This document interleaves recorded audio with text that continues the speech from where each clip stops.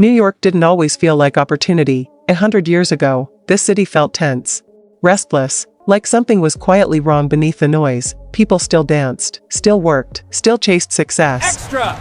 Read all about it! Get your paper here! But strange things kept happening, and no one talked about them for very long. Now, we're going back to that version of New York. The one that only makes sense when you see the whole picture. The 1920s are remembered for energy, music, movement.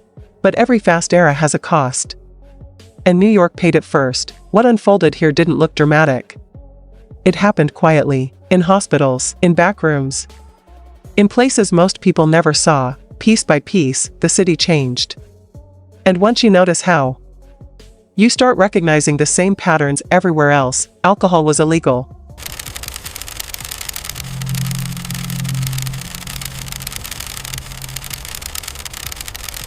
But drinking never stopped. Instead, the city adapted. People found substitutes, improvised solutions, liquids that weren't meant to be touched, let alone consumed. Then, something strange happened. Emergency rooms filled up. People lost their sight. Some never made it home. It wasn't just one incident. It kept happening. Week after week, New York learned a quiet lesson. When rules are enforced indirectly, the damage doesn't look like punishment. It looks like coincidence. While ordinary people absorbed the pressure, others were learning something else. Control doesn't need force. It needs leverage. And nowhere was that clearer than in Harlem. Harlem was thriving. Money moved differently there. Quietly. Efficiently. Casper Hallstein understood this. He supported schools, hospitals, community causes. Then one night, he disappeared. No chaos. No public explanation. Just gone. When he returned, nothing was the same. No story ever settled. No ending ever felt complete. After that, his influence faded faster than expected. In New York, power didn't need to be destroyed. It only needed to be redirected.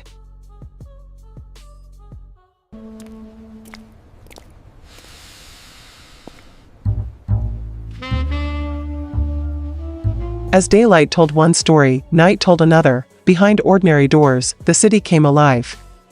Music, laughter, alcohol that technically didn't exist. Some places vanished overnight.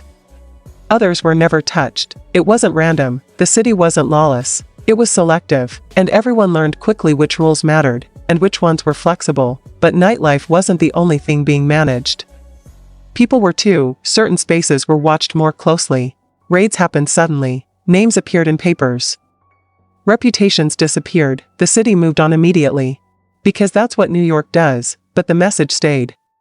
Some lives were negotiable, others weren't. Even groups that never truly belonged here believed New York could be shaped. They tried, briefly. They failed, not because the city was innocent, but because it was already crowded with power. The 1920s didn't just build modern New York. They tested it. They showed how control could be quiet, how damage could look accidental, how history could move forward without stopping to explain itself. Once you see that, you start noticing it everywhere. And that's why this story matters. If you want to keep uncovering the stories history prefers to rush past. This is Hidden America Docs. We'll be here.